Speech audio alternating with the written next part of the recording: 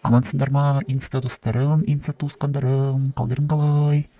Мына Гүлапанның әңгімелерін тыңдай отырыңдар. Мен енді кешегі бір жағдай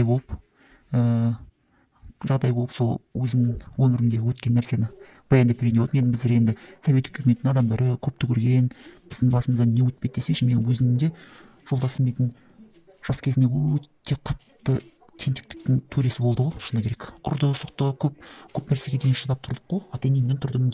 Атам деген өте қатал кісі болды. Өмірі қабағын ашпайды, өмірі ештеңеге риза емес. Иә, енем атамнан шалмайды, сол барлығымыз атамыздан шалмаймыз. Бірақ деген атамның қаталдығы енді мында мен деген жолдасыма өткен жоқ. Иә, жолдасым деген ойынның түбін түсірді ғой, карта ойнайды, үйдегі нәрсенің барлығын картаға салып жүреді, мына жейтін тамағымызға шейін салып жүреді. Иә, сол балдарым дейтін өсе келе барлығын дейтін таразыға салып өлшеп пішіп кетіп қалдым ғой. Сол кеткеніме өте қуанамын мен дейтін. Иә, ең бастысы күйеуге шығу емес, ең бастысы дұрыс адамға шығу дейді. Мына кейбір мылжыңдап отыр деп айтатын боларсыңдар, бірақ мен сендерге сабақ болатын нәрсе айтамын. Иә, осы жағында мен дейтін бір құдашам дейтін күйеуге шықты, өзі карта киіп шықты. Карта деген 46-ға келіп шықты ғой. Бірінші күйеуінен баласы болған жоқ. Сол жағында дейтін өзінен дейтін 6 жас үлкен ер адамға күйеуге шықты. Сол дейтін енесі дейтін айтатын күн еді, кәрі қыз алып деп. Сонда өзінің баласын жасқа санап тұр ма? Оны деген совсем дейтін жасы келген жігітке де ешкім шықпайды ғой. Мен қазір әлі күнге шейін түсінбеймін. Мен өзім балам үйленер, оларға дым кіріскен жоқпын. Кімді алсаң да онда ал дедім, мен кіріспеймін дедім. Өзің бақытты болсаң болды. Ең бастысы сені жақсы көріп, сенен балдарыңды туып, немерелеріңді туып, иә, тамағын пісіріп, мен деген мұқтаж болған кезде бәлкім бақса, бақпаса бақпас енді, бірақ қазірден бастап мен ойбай, маған келін дейді, мен аяғымды жылы суға салсын, маған құл болсын деп, мен өйтіп жаңағы үгіттемеймін деп басын ашып айттым.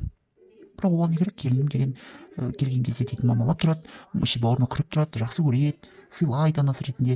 Бірақ әңгіменің төресі бұл емес, мен деген мылжың деген басқа әңгімеге бұрылып кеттім ғой.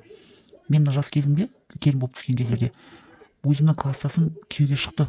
Сол жаңағы өзінен 4 жас үлкен жігітпен жүрді, мектепте оны оқып жүрген кезде бастап кездесті екеуі де жақсы отбасынан, менің класстасым да жаңағы күйеуі де шыққан. Содан екеуі 4 жыл тұрады, бала көтермейді. Анда барады емделеді, мында барады емделеді, ол кезде енді эко деген жоқ қой. Иә, содан дейтін енесі жаңағы барлығы күн бермейді. Сен бедеусің, сен дейтін бізге бала да тауып бермедің, сен сияқты келін керек емес, бітеу келін керек емес деп.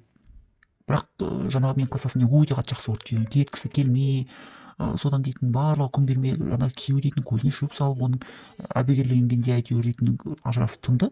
Содан дейтін 3 жылдай жұмыс жасап, жаңағы кластасым дейтін бір жігітке күйеуге шығады, өзіне кіші жігітке. 1 жылда дейтін бала көтерді де босанды. Ол жаңағы қыз деген кластасым күйеуімен тұрған кезде деген күн берген жоқ оған. Ол бедеу, бұл біздің келін бедеу деп. Ол келін күйеуінен екен. Ана кешесі мойындамай, мына қыздың дейтін шашын жұлып тұрып ұрып, менің кластасым. Біз барлығын көріп жүрдік. Ауыл кішкентай ғой. Мен Шымкент жақтың тумасымын. Иә, ауыл кішкентай болды, барлығы естиді. Содан кейін ол дейтін балдары үйленді ғой басқаға, күйеуі мен кластасымның. Ол бала көтерген жоқ. Демек оның күйеуінен болып шықты. Енді әңгіменің төркіні не деп таңғалып отқан боларсыңдар. Әңгіменің төркіні өзіңді бағаламайтын жерден кете білу. Мен сүйем деп құрбан болмау, махаббаттың құрбаны болатын заман емес қазір дейтін. Барлығы жастар көздері ашық, көкіректері ояу ғой.